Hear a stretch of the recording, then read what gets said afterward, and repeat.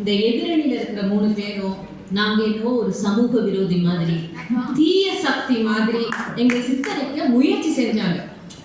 படிப்பெல்லாம் அவங்களுக்கு தேவையே இல்லை, எல்லாரும் போய் கை நாட்டு போட்டு பழகுங்க, ஹரிவர்தினி வைஷ்ணவி பள்ளிக்கூடம் பார்க்க போனா பிச்சு முளைச்சு அப்படின்னு மிரட்டின மாதிரியே பேசினாங்க. நாங்க என்ன சார் சொன்னோம், பிள்ளைகளுக்கு படிப்பு வருது, வலியுறுத்த வேண்டிய அவசியம் இல்லைன்னு அழகா சொன்னோம்ல. அதுதான் சொன்னேன், பண்பாடு நம்மை பண்படுத்தும், நிதானப்படுத்தும். அந்த நிதானம் இல்லாத படபட படபடன்னு பொறுத்து தள்ளிட்டு போயிருக்காங்க. நீங்க நல்லா படிங்கம்மா, நல்ல பொசிஷன் வாங்க, பெரிய பெரிய பதவியெல்லாம் கிடைக்கட்டும். ஆனா அப்படி இருக்கும்போது நிலை உயரும் போது பணிவு கொண்டால் உயிர்கள் உன்னை வணங்கும்னு கண்ணதாசன் சொன்னாரே, அந்த பண்பு பண்பாடு தெரிஞ்சா மட்டும்தான் வரும். அப்புறம் நம்முடைய இசகி செல்வி அவர்கள் சொன்னார்கள், கற்றால் தான் கேள்வி கேட்க முடியும். மிகச்சரியான வாதம். ஆனா பண்பட்டவன் கேட்கிற கேள்விக்கும் பண்பாடு தெரியாதவன் கேட்கிற கேள்விக்கும் வித்தியாசம் உண்டு. பண்பட்டவன் எனக்கு விஷயம் தெரியணும் அப்படின்னு கேட்பான். இந்த பண்பாடு தெரியாதவன் எதிரில் இருக்கிற விஷயம் தெரியாத நிரூபிக்கிறதுக்காகவே கேள்வி கேட்பான். அதனாலதான் சொல்றோம் பண்பாடு தெரிஞ்சுக்கணும். அப்புறம் நம்முடைய ஹரிவர்தினி ரீடர்ஸ் மேக் லீடர்ஸ் அப்படின்னா, இதுக்கு பதில் நானும் ஆங்கிலத்தில் சொல்லிட்டேன். People don't follow leaders. People don't follow leaders. People follow followers. நற்பண்புகளை கடைபிடிப்பவர்களைத்தான் மக்கள் பின்பற்றுவார்கள், தலைவர்களாக ஏற்றுக்கொள்வார்.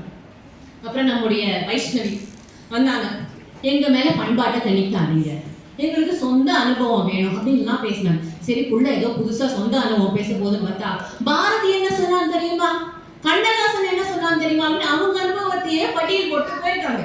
இன்றைய இளைஞர்கள் தெளிவான குழப்பத்தில் இருக்காங்கன்னு சொல்ல சரியா போச்சா இல்லையா? தெளிவா அடுத்த அனுபவத்தை தானும் மாதிரி இந்த பிள்ளை பேசிட்டு போயிருக்கு. அதுக்கு அடுத்து பெண் விடுதலை, படிப்பு கிடைச்ச பணம்தான் பெண் விடுதலை அடைஞ்சாங்க. தப்பு. பண்பாடு கெட்ட பிறகுதான் பெண்ணுக்கு விடுதலை போச்சு. பண்பாடு நல்லா இருக்கும்போது பெண் விவசாயத்துல இருந்து அரசாங்கம் வரை என்ன செஞ்சார்? நாட்டுடைய காவல் தெய்வமாக பெண் கொண்டாடப்பட்டார். ஜேஷ்டா தேவி, கொற்றவை எல்லாம் யாரு? பெண்கள். நாங்க ஏன் பண்பாட்டை இளைஞர்களிடம் வலியுறுத்த வேண்டுமா? எங்களுடைய ஸ்வேதா சொன்ன மாதிரி நிறைய இழந்துட்டோம். வேம்பு இழந்துட்டோம், மஞ்சள் இழந்துட்டோம், நம்முடைய போதாயன சாஸ்திரத்தில் சொல்லப்பட்ட பாடலை பித்தாகரஸ்க்கு இழந்துட்டோம். இதுக்கு மேல இழக்கக்கூடாது அப்படின்னா பண்பாடு கண்டிப்பா தெரிஞ்சுக்கோங்க. எது நம்மளோட நமக்கு தெரியணும். அடுத்ததாக பண்பாடு தெரிந்தவனுக்கு மனசாட்சி இருக்கும். தப்பு எது சரி எது நம்மளால கணிக்க முடியும். பண்பாடு தெரியாதவனுக்கு மனசாட்சி இருக்காது. அதில் படிச்ச பண்பாடு தெரியாதவன் இன்னைக்கு சமுதாயத்தில் மிகப்பெரிய அபாயமாக இருக்கிறான். இன்னைக்கு பலாப்பழத்துல யானைக்கு வெடி வச்சு கொடுக்குறானே அவன் படிச்சுவான், ஆனா பண்பாடு தெரியாது. இன்னைக்கு மருந்துகள்ல கலப்படம் செய்யறானே அவன் படிச்சுவான், ஆனா பண்பாடு தெரியாது. பச்சை பிள்ளைகளை பார்க்காம மருத்துவமனையிலும் பள்ளிக்கூடத்துல போய் சுட்டு தரானே அவனுக்கு டெக்னாலஜி தெரிஞ்சிருக்கான், ஆனா பண்பாடு தெரியல. அதே மாதிரி கழிவறையில குளியலறையில கேமரா வைக்கிறேன், அவனுக்கு டெக்னாலஜி தெரிஞ்சிருக்கு, டீசன்சி தெரியல.